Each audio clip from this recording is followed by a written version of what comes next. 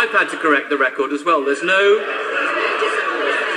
is absolutely no dishonour in correcting the record. However, what the Minister just referred to was his reply on the 7th of September when he said that it was for reasons of cost that he wasn't able to provide anything more.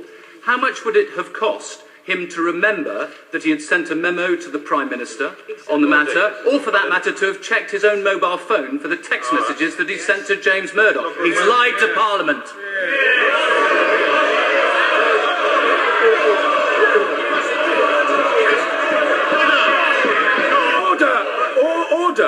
Order.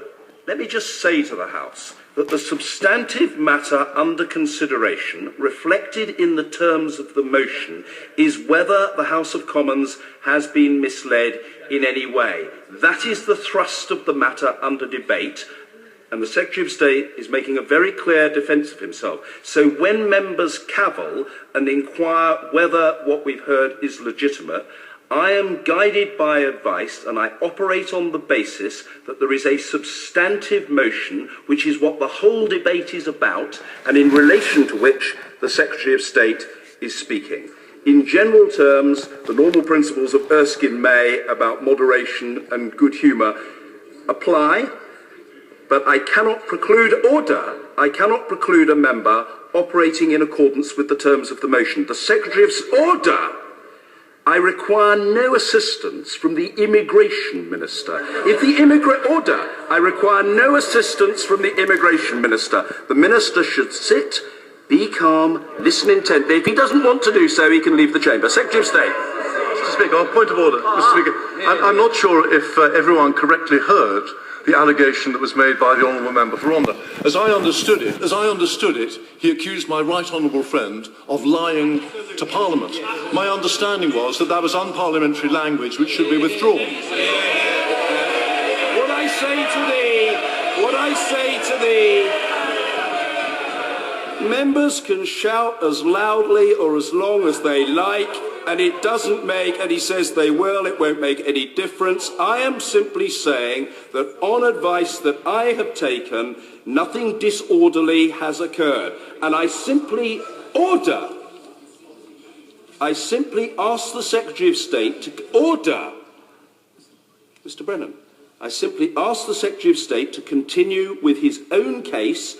I would appeal to members to exercise restraint in the frequent order with which they intervene if the debate is to continue in an orderly way and there is to be a reasonable opportunity for members on both sides of the House to contribute. Secretary of State Hunt.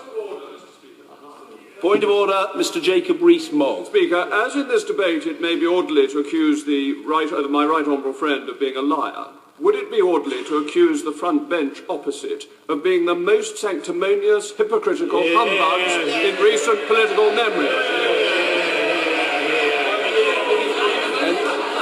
The answer to the honourable gentleman is no, it would not be legitimate to make an individual such charge against an individual member when that individual member is not the subject of the motion under debate in the House. Let me just say that the honourable gentleman has said what he's said. I've explained why it wouldn't be proper for him to say it, and I know, being as well behaved as the honourable gentleman is, that he won't persist. The Secretary of State Hunt. With great respect to your office, Mr. Speaker, I think there is a huge difference between misleading Parliament inadvertently and lying. And lying, if I may make... Order. I appreciate, I'm sure, the Secretary of State's respect, but let me simply say to the Secretary of State, explicitly and for the avoidance of doubt, what I have just said.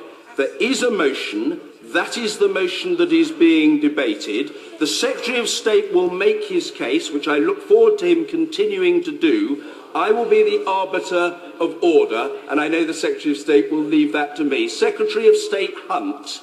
Mr. Speaker, it's because I wish to make my case that I wish to draw the House's attention to the very important distinction between inadvertently misleading this House and lying. And lying is something that implies deliberate intent. And the honourable member for Rhondda, who's made great play in the press of how he has suffered when inaccurate allegations about him are bandied about in the press, would, I'm sure, not want to associate himself with a comment unless he has any evidence. So I'm very happy to give way to him now if he will show me some evidence that any occasion where I may have inadvertently misled Parliament was deliberate. Mr. Speaker, I very much hope that I will manage to catch your eye later in the debate, and I hope that the Secretary of State will stay, because I've got a great deal of evidence to prove that the honourable member has lied to Parliament. And that will be not the subject of a point of information now, but the subject of a whole speech. I think it's very personal, because I'm actually here to respond to any allegations he might make. So if he's not prepared to come forward with evidence that I deliberately misled the House, then I will have to assume that he doesn't have such evidence. And I'm going to continue with what I'm saying now. There is another suggestion. Yes, I'll give way to the Honourable. Grateful, and perhaps I can give the Secretary of State an opportunity to answer one of the allegations. He told me he made no attempts to intervene while the Secretary of State for Business, Innovation and Skills was dealing with this matter.